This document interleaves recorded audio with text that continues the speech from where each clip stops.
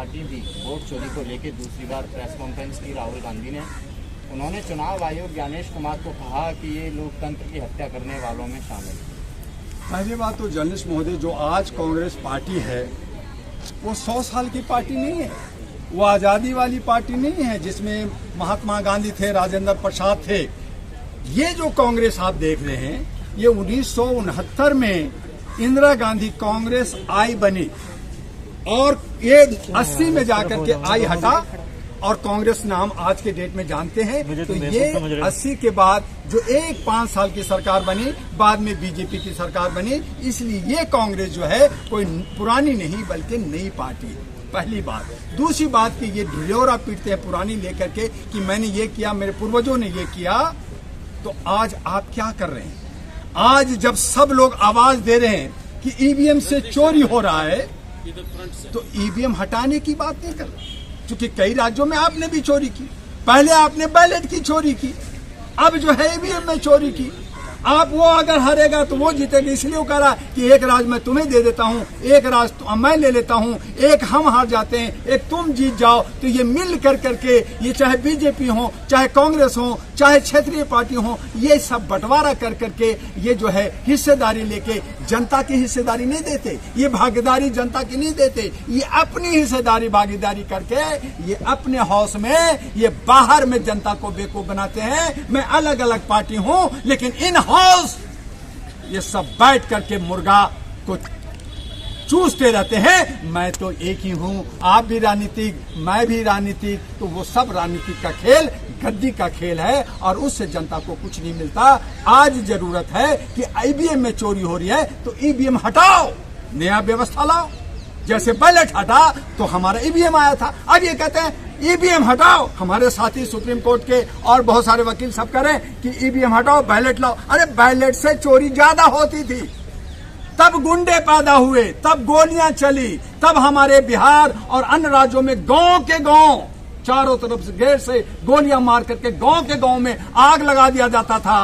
Vote की चोरी ऐसे होती थी, जहां ठाकुर होता था, जहां क्रिमिनल होता था, किसी की मजाल नहीं कि क्षुद्र या नीचे तबके के लोग वोट दे सके। उसको खत्म करने के लिए टीएन शेषन ने ईवीएम मशीन लाए, लेकिन इसमें चोरी कर रहे हैं, मशीन में चोरी कर रहे हैं। जैसे डुप्लीकेट नोट छाप लेते हैं, कोई सीबीआई बन जाता है, कोई कमिश्नर बन जाता है। अभी आपको हमारा एक दोस्त ने कहा कि गुजरात में एक पूरा कोर्ट, जज भी, वकील भी और वहां का रीडर भी सब डुप्लीकेट, पूरा कोर्ट ही डुप्लीकेट और ऑर्डर कर रहे हैं। तो ऐसे हमारे भारत के अंदर डुप्लीकेट होता है, तो डुप्लीकेट को ओरिजिनल करने के लिए, उसमें बदलाव करने के लिए ये देश से सभी से राय मशवरा करके पार्लियामेंट में है 543 होते हैं, 256 राज्यसभा के होते हैं। ये सब जो वोटिंग करके जो मीटिंग सीटिंग करते हैं, ये सब करके जनता से सारा सलाह लेकर करके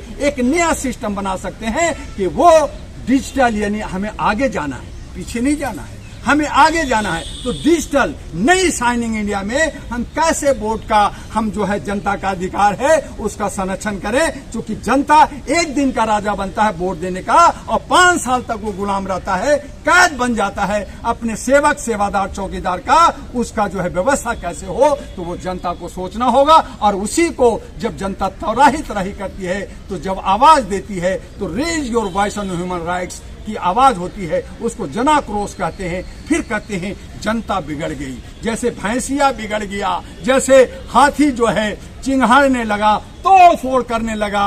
तो जनता पे जब जुल्म होगा तो वो हाथी, बिगड़ा हाथी और भैंसिया जो है बुर्राने लगेगा, और जब सिंह मारेगा तो तमाम जो है इनकी सुरक्षा, जेट सिक्योरिटी और ये सिक्योरिटी और वो सिक्योरिटी सब तहस नहस हो जाएगा। जैसे नेपाल में हुआ, श्रीलंका में हुआ, बांग्लादेश में हुआ, पाकिस्तान में हुआ, अफगानिस्तान में हुआ, इंडिया में भी होगा। इसके लिए सोचना होगा। आज सारे नेपाल और तमाम बॉर्डर पे सैनिक को भर दिया, किस लिए भरा?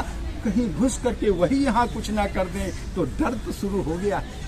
ये आगाज है, ये चिंगारी है। यही चिंगारी अगर व्यवस्था में बदलाव नहीं हुआ, इसको सुधारा नहीं गया, तो ये आग ले सकता है।